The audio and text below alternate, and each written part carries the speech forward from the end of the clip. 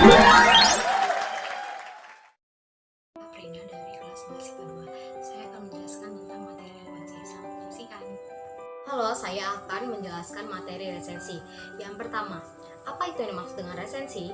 Resensi adalah penilaian terhadap sebuah karya. Karya yang dimaksud dapat berupa buku, film, ataupun drama. Dalam menulis resensi, biasanya itu terdiri dari yang pertama itu kelebihan dan kekurangan bukunya, kemudian yang kedua itu informasi yang disampaikan kepada masyarakat. Kemudian resensi memiliki 4 unsur. Yang pertama adalah judul, yang kedua unsur data buku, yang ketiga itu adalah isi resensi buku, dan yang keempat adalah penutup resensi buku. Judul di sini harus bersambungan dengan isi resensi buku. Selain itu, judul menarik juga menjadi nilai tambah tersendiri bagi sebuah buku. Yang kedua adalah menyusun data buku. Menyusun data buku dapat kita lakukan dengan cara menulis yang pertama judul, yang kedua pengarang, penerbit, tahun terbit, dan hal-hal yang berkaitan dengan identitas buku. Yang ketiga, isi resensi buku. Isi resensi buku di sini biasanya berisi tentang sinopsis, ulasan singkat buku, rumusan di kerangka buku, dan cara penyelesaian bukunya. Yang keempat, penutup resensi buku. Penutup resensi buku biasanya berisi tentang alasan mengapa buku tersebut ditulis dan untuk siapa buku tersebut ditujukan. Resensi secara garis besar dibagi menjadi 3 jenis. Yang pertama informatif, kedua deskriptif, yang ketiga kritis. Informatif resensi di sini berarti menjelaskan gambaran ataupun penilaian umum secara singkat mengenai hasil karya resensi. Yang kedua adalah deskriptif. Deskriptif di sini resensi berarti menjelaskan setiap detail bagian bab ataupun bukunya. Yang ketiga adalah kritis. Kritis di sini resensi berarti mengulas kembali setiap detail bagian buku menggunakan ilmu pengetahuan metodologi tertentu, dan hasil resensi biasanya itu bersifat objektif dan kritis dalam mengisi buku. Resensi memiliki beberapa tujuan. Yang pertama, mengetahui kelebihan dan kekurangan hasil karya resensi. Yang kedua, memberikan gambaran mengenai hasil karya resensi. Yang ketiga, memberikan masukan kepada penulis mengenai hasil karya resensi berupa kritik dan saran terhadap isinya, substansi maupun cara penulisan bukunya.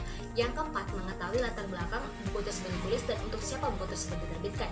Yang kelima, kita dapat menguji kualitas buku tersebut dengan membandingkannya dengan buku lain. Kemudian, resensi juga memiliki beberapa struktur, diantaranya ada 5. Yang pertama, identitas. Yang kedua, orientasi. Yang ketiga itu adalah sinopsis. Yang keempat ada analisis. Yang kelima adalah evaluasi. Yang pertama, identitas. Identitas di sini mencakup judul, pengarang, penerbit, tahun terbit, dan hal-hal yang berkaitan dengan identitas buku.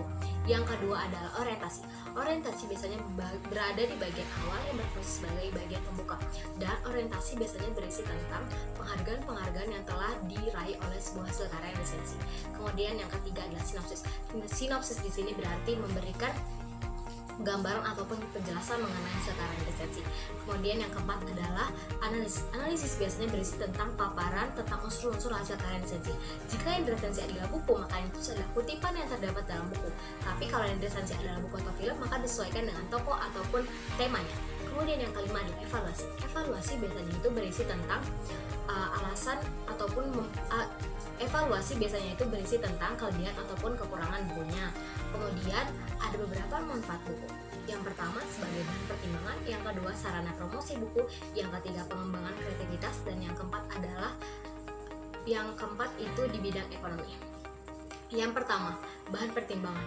Nah, di sini berarti bahwa kita memberikan gambaran kepada pembaca mengenai hasil karya sebuah resensi dan dapat mempengaruhi seseorang terhadap hasil karya resensi tersebut.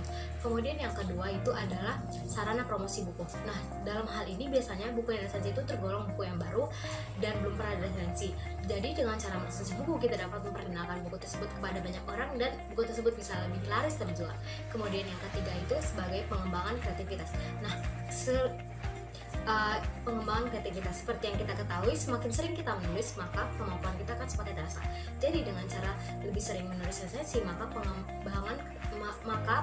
kreativitas menulis kita akan semakin berkembang.